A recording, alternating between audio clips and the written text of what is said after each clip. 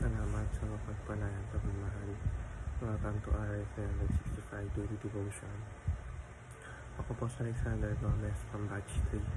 At ang topic po na tatalakay natin ngayon ay nabibilang ka ba sa Invisible Universal Church?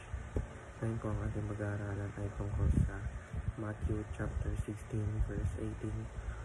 Buksan po natin ang ating puso at isip sa magandang salita ng Diyos. Sinasabi dito na, "And I tell you, you are Peter, and on this rock I will build my church, and the gates of hell shall not prevail against it." Or sa Tagalog, at sinasabi ko naman sa iyo na ikaw ay Pedro, at sa ibabaw ng batong ito ay itatayo ko ang aking iglesia, at ang mga pintuan ng Hades ay hindi mawagi laban sa kanya. Teaching number 1. The Invisible Universal True Church of God. Number 1. The true church is not merely a religious group. Hindi sapat na ang isang tao ay kabilang sa isang reliyon o denominasyon lamang upang masabing siya ay bahagi ng tunay na iglesia. Ang pagiging miyembro ng isang organisasyon ay hindi garantiya ng kaligtasan o tunay na pananampalataya. Ang tunay na iglesia ay higit pa sa isang organisasyon o formal na grupo. Ito ay isang spiritual na realidad.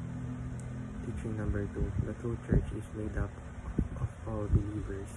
Ang tunay na nananampalataya kay Kristo saan man dako ng mundo, anuman lahi, wika o kultura ay kabahagi ng tunay na iglesia. Hindi ito limitado sa isang partikular na grupo lamang.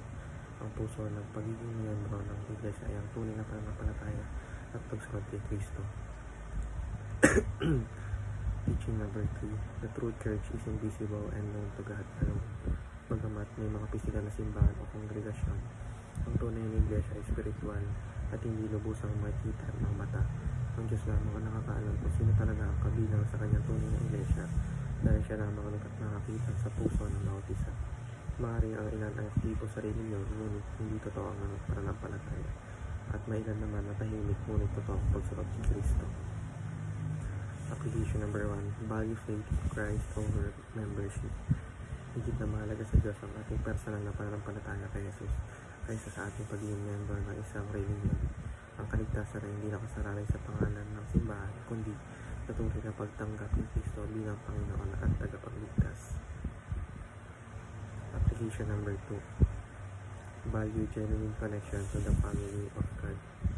Bilang bahagi ng spiritual na katawan ni Kristo, mahalagang mapanatili ang ating pagkakaisa at ugnayan sa kapanampalataya.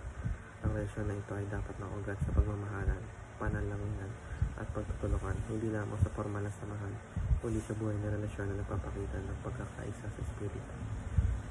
Application number 3. Value love, unity, mercy, and forgiveness. Ang tunay na iglesia ay nagpapakita ng bunga ng Espiritu. Ito ang pag-ibig, kapayapaan, pagkakaisa, awa at kapatawaran. Hindi ito lugar ng pagkakabahabahagi, paghatol o kayabangan, kundi isang pamilya na pinagbubuklod ng biyaya ng Diyos. Yun lamang po ang aking devotion. Maraming salamat.